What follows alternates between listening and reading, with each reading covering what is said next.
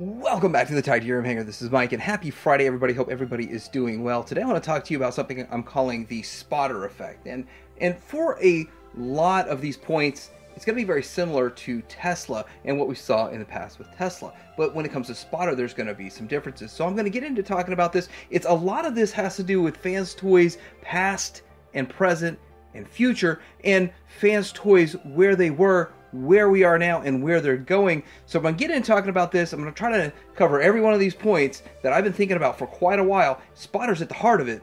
We'll talk about this coming up.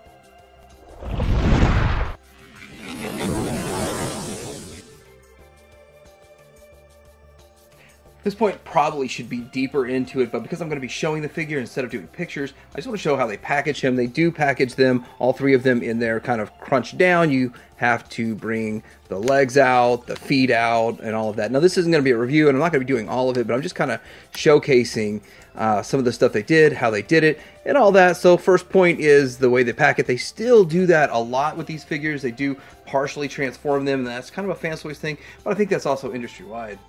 So the first thing I want to say about spotter specifically, so part of the spotter effect is the fact that this is still the most sought after reflector on the market. This is the one that everybody's wanting the most, and with that, I don't know if they've done a reissue or not. And so it starts to make me wonder. I'm sure they had to have done one reissue along the way, but I cannot find evidence that there's been a reissue. And I bought all of mine secondhand off of another collector because I passed on it the first go around and I never saw it up for a reissue. I assumed it would get reissued down the road, but I ended up getting my first one in a deal, and then I got a second one from one of my buddies. So with that, I don't really know if it's ever been reissued, but it's still highly sought after. Now, I don't know production numbers. None of us really truly know production numbers, how many are out there. But when you look on eBay, they're selling for crazy numbers. Maybe the last one that sold cheapest was $350, which is, I think, an excellent value for that one. But all the ones that are for sale right now, none are from the U.S., all from outside the U.S.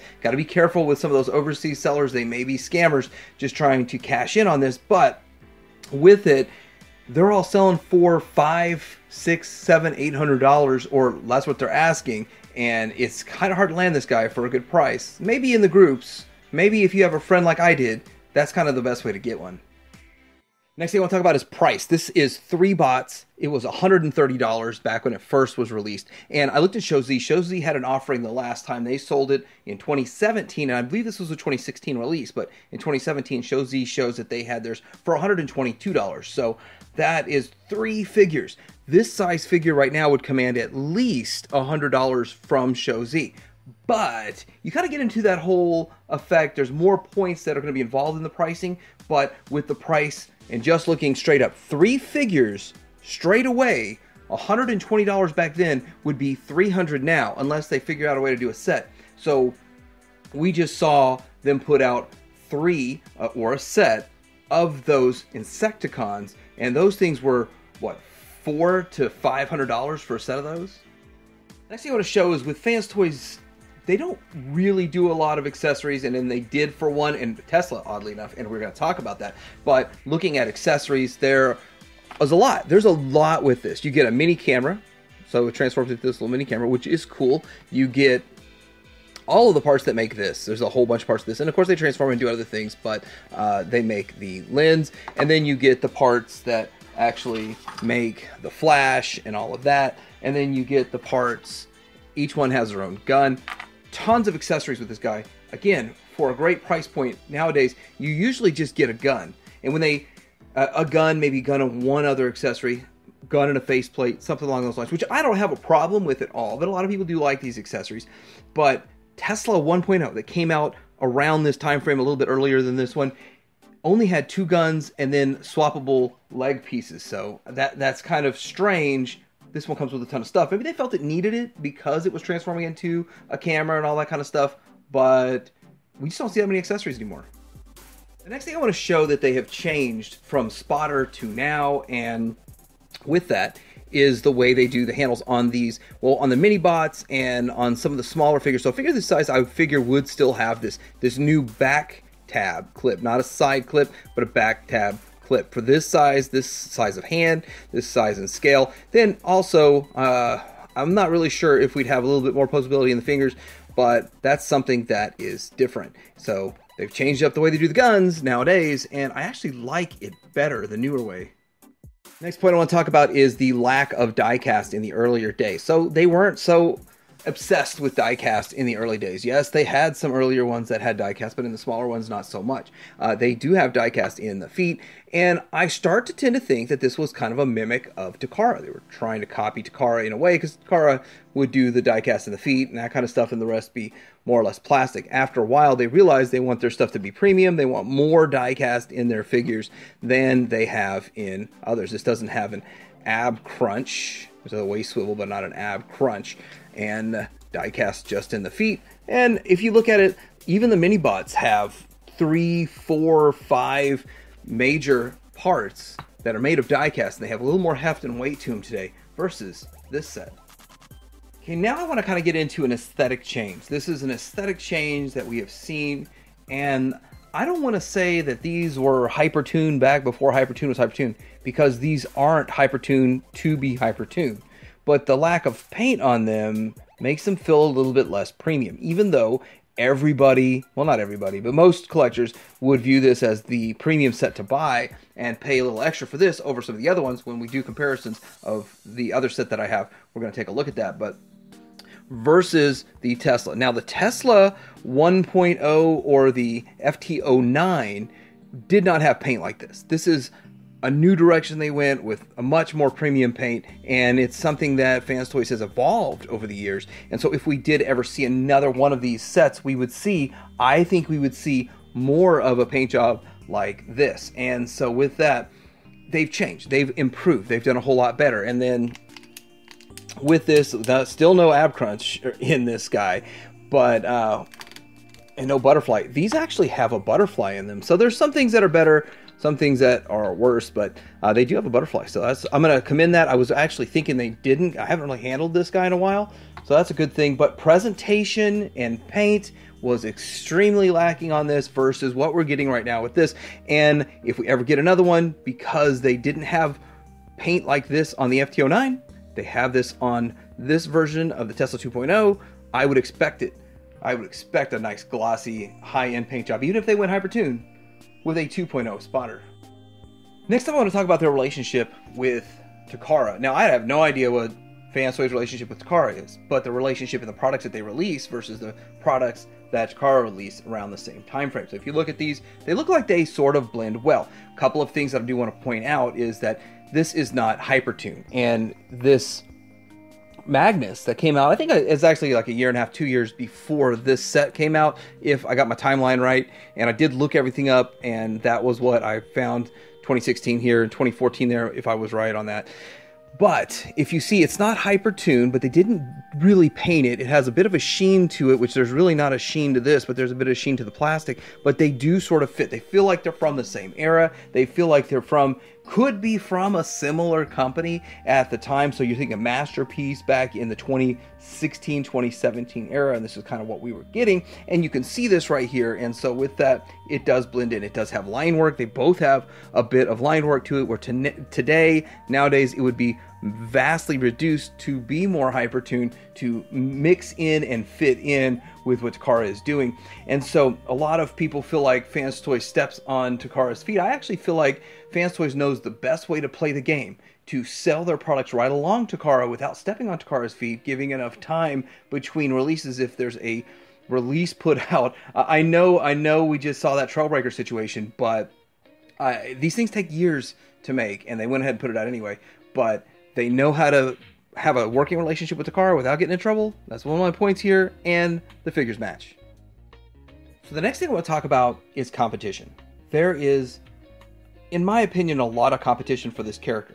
There's the Make Toy set. So the Make Toy set is not a bad set, and I would recommend it if you find it for a good price and you want a reflector. And if you have the Make Toy set on in your display with other Fanstoys figures or X-Transbots or MMC or Takara or whatever, then I think it's going to look fine. It'll display well. And I actually found mine. I picked one up because I saw it in my friend Brandon's collection when I was filming his collection. And I thought that was a really nice looking set. I had a lot of fun with that set, but I still feel like both of these sets are better than the Make Toys, and just at the time, these weren't available. Now, these were reissued for, I think, $150 or $160, something along those lines. They're worth every bit of $160 if you get them for $160. I think it's a great set. This is the KFC Opticlones. Now, KFC Opticlones are, maybe they're not as good as Fanstoys, but they're really close, and they have a few things that they do a little bit better, and just things, and it's your own personal self. Now, I kind of like this brighter green, not exactly cartoon accurate, versus this darker green. I think Fanstoys is closer to cartoon accurate in almost every single way, but I do kind of like this paint down here, just a little bit brighter, more vibrant, a little bit more fun, but this is, again, more cartoon accurate. So when you look at it, and then when you look at them, there's a few things that are a little bit smoother. I kind of like the color of the shoulders a little bit better. Both of the colors, the deeper purple's a little bit nicer. There's just things you can pick out that you like better, but at the end of the day, still feel like the Fanstoy set is more accurate, and for me, I still say it's the best, even though the Opticlones are a little bit taller. I actually do feel like the Fanstoys one are a little bit more solid and stand a little bit more solid than the KFC Opticlones. Again, I'm not here to bash the KFC Opticlones at all. I do want to say that Fanstoys, when they put a figure out, they want to be the best, and they want to continually be the best. And as long as this is still the best, this is probably why we won't get another one. But there's other reasons, and we're about to get into all of that. But when you look at it, there's more kibble for the mode, for the alt mode, for the camera mode on the backs of these things. Another example of stability, I just moved these off of a hard surface onto a softer surface of my table here, and with that, I had no problems with Fanstoys, struggling with keeping the Opticlone standing. So, anyhow, I'm not bashing Opticlone. I suggest you get one if you want to get one, and it's the best of the options that are probably relatively available for a good price. But as you can see, more kibble on the backs, and that's just the way it is. That's the way they're designed. And when you have them displayed, you're generally going to see the front. But I think Fanstoys still did a better job with the overall figure and design. But I can imagine what a 2.0 would look like. It would look pretty awesome. Next up, I want to show, this is the instruction manual, but there is no card.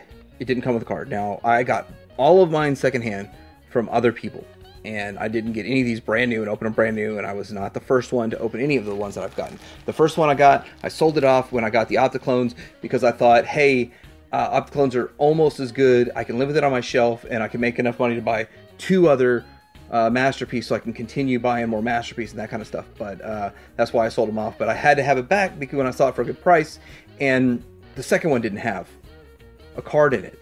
And so I think it's a mistake by Fanstoys. It's just an error. I don't care that it doesn't have a card. It's not a problem to me. But a lot of people are, and I don't know why. It's just kind of a mystery of spotter. It's a spotter effect. It's something different. I don't know why. So now I want to get into why I really feel like this spotter effect, this set has been on my mind a lot over the last year, on and off. It's just really been kind of on my mind. And I want to say that I don't think Takara is ever going to make it. Takara's been surprising us with some of the figures that they're making, but I just don't think this is something they're going to make. And a lot of people think, oh, they're going to make a Devastator. I don't know. I really don't. After seeing the Raid and the Train Bots, I don't think they're making a Devastator. But they might. They might. They might make a lot of stuff. But I don't think they're going to make this. And so with that, as long as Fanstoys has the dominating figure out there, then I really think that they're going to not put out a 2.0. But they may be making a 2.0. And so with that, I want to point out a couple things. When it comes to Tesla, there was no real actual competition in the market for a G1-esque Perceptor. There are 3 sets made. There's 2 other options other than this. So they actually have some real competition out there to go up against to put a 2.0 out. They're not competing with themselves anymore because there's none of this at retail. It's all just people on secondary market. And when it came to this guy, there was no competition, so it was a no-brainer to go ahead and just push this out. It was going to sell well, but that flopped because X-Transbots got in the way with theirs. And so would X-Transbots get in the way? Well, they already did. See? They already did with theirs. So it's X-Transbots with the KFC and all that. So then we also have to get into the fact that if they do a 2.0, it would look a whole lot better, but the price would be really high. And one of the reasons that the price would be higher is because they engineer more stuff.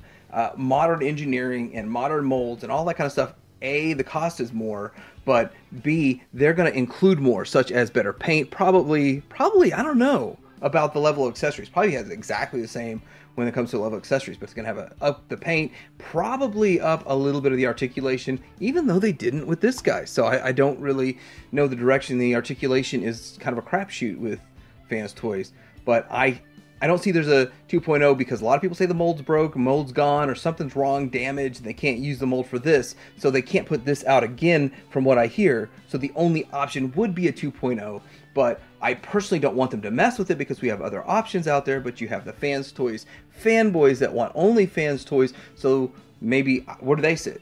Did they already get this? Did they already pay up for it? I don't know. So that's something curious I'd like to hear in the comments. Okay, so in summary, the spotter effect simply is Fanstoys has an old mold, an old figure that is still the best on the market. There's competition for it, but it's still the most sought after, the one that people want the most, and it looks the most tune accurate. This was even before the Hypertune era. Now, this also could use a 2.0, a modern update, better paint, maybe a little bit better engineering, and I'd be kind of curious how they go about it, but I personally don't think we need it. I don't think it's a need for the community because we have all of the other options that exist. And if you really want to pony up, you can find one of these for the price and pay that price. But with this whole spotter effect, the Tesla effect is a little bit different because there was no competition. This has competition. And with the Tesla one, even if you tracked one down, was very brittle and broke very easily. A lot of people say this is brittle too and breaks very easily, but I have not had a problem with either of my sets breaking or any issues with it in that regards. But then again, mileage may vary. But I'm curious, what do you think about this? And what other figures do you think fall into this category? Because I know they have an aging Shockwave. I don't really want to see them do 2.0s at all, but they got an aging Shockwave, and I never liked it. I never liked Quakewave, and I get a lot of cred for that, but I still, to this day, don't like their Quakewave. Anyway, let me know what you think in the comments below. Like and subscribe. Hang around.